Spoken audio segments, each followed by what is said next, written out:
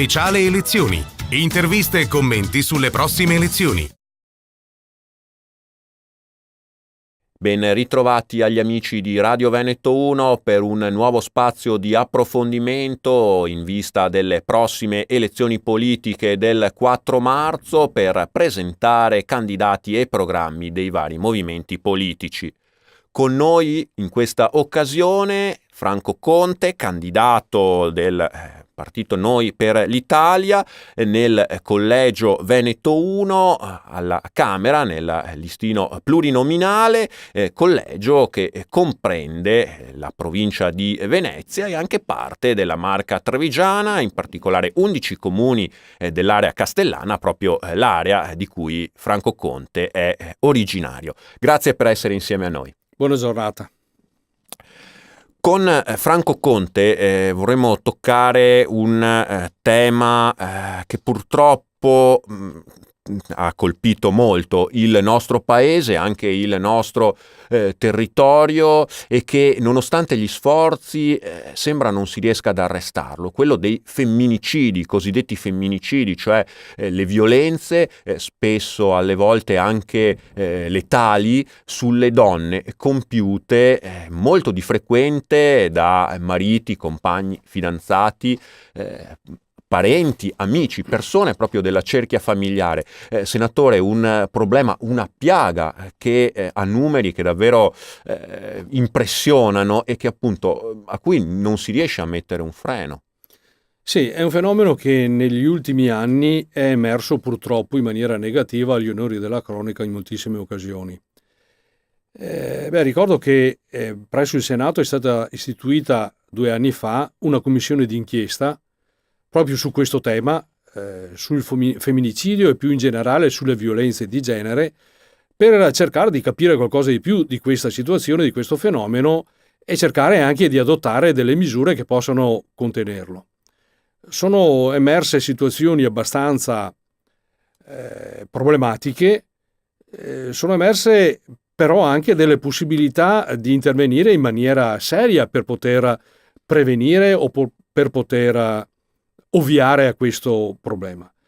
Allora, molto spesso l'atto conclusivo, che è quello appunto del femminicidio, è quello che viene definito proprio la prova d'appello che il marito chiede o la persona con cui la donna ha relazioni personali chiede alla donna stessa. È emerso appunto che molto spesso questo è la conclusione drammatica, e allora alle donne bisogna dire state attente. Un'altra situazione che è emersa è quella che molto spesso le donne, quando cominciano a essere oggetto di violenza, sia verbale che fisica, sono molto titubanti perché hanno paura nel denunciare, nel rivolgersi, non dico subito alle forze dell'ordine, ma anche a quelle strutture che possono essere di aiuto, le assistenti sociali dei comuni, telefoni rosa, ecco, tutte queste strutture che sono di aiuto alla donna. Perché non si rivolgono? Perché hanno paura. Hanno paura che ci sia la ritorsione da parte del marito. E anche questo non deve essere una paura della donna. La donna quindi è necessario dare delle garanzie che dal momento in cui lei si rivolge e segnala la violenza che sta subendo possa essere in qualche maniera garantita. Donne che hanno paura di essere messe fuori di casa dal marito o dalla persona, dal fidanzato, dalla persona con cui c'è la relazione in corso, e quindi di non avere un luogo dove andare, di perdere il posto di lavoro, di perdere i figli. Ecco, tantissime di queste situazioni e sono state documentate proprio tramite delle testimonianze portate in commissione del Senato. Quindi credo che si deva svolgere da parte di chi intende farsi carico, e per intendi farsi carico mi rivolgo soprattutto a quel mondo del volontariato, del telefono rosa che abbiamo citato prima, che sono a disposizione, delle assistenti sociali.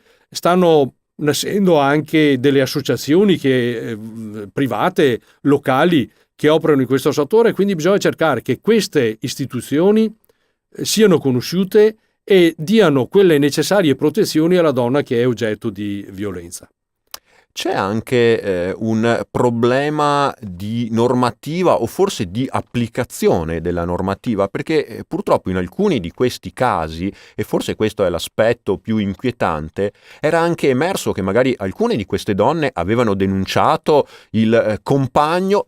Magari era stato pure emesso un provvedimento di divieto di avvicinamento che però poi non era stato rispettato, le denunce non avevano avuto il loro corso in tempo, appunto le misure adottate si sono rivelate del tutto inefficaci. Bisogna fare qualcosa anche su questi aspetti? Certamente sì. In alcune situazioni effettivamente si è verificato questo, che il dramma poteva essere evitato se magari le forze dell'ordine stesse che erano state depositarie della denuncia avessero adottato un provvedimento maggiormente restrittivo nei confronti dell'uomo.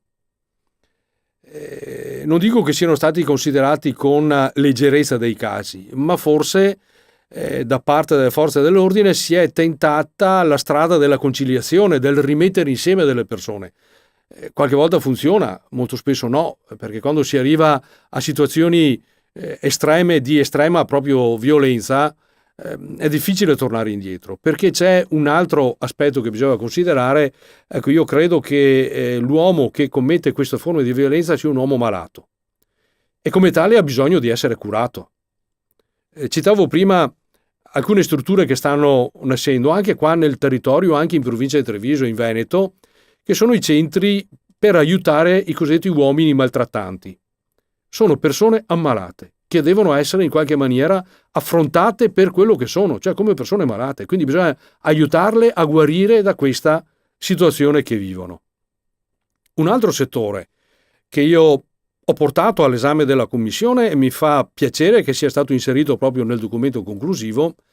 Ecco, noi dobbiamo sì intervenire in quelle che sono le situazioni di emergenza, ma dobbiamo anche lavorare dal punto di vista della prevenzione. La prevenzione fatta in che maniera? Io sono convinto che bisogna partire già fin dalle persone giovani, dal mondo della scuola, e inserire all'interno della scuola proprio una modalità per far apprendere a tutti gli studenti, ai bambini e agli studenti, una forma di educazione che è quella della educazione al rispetto della persona.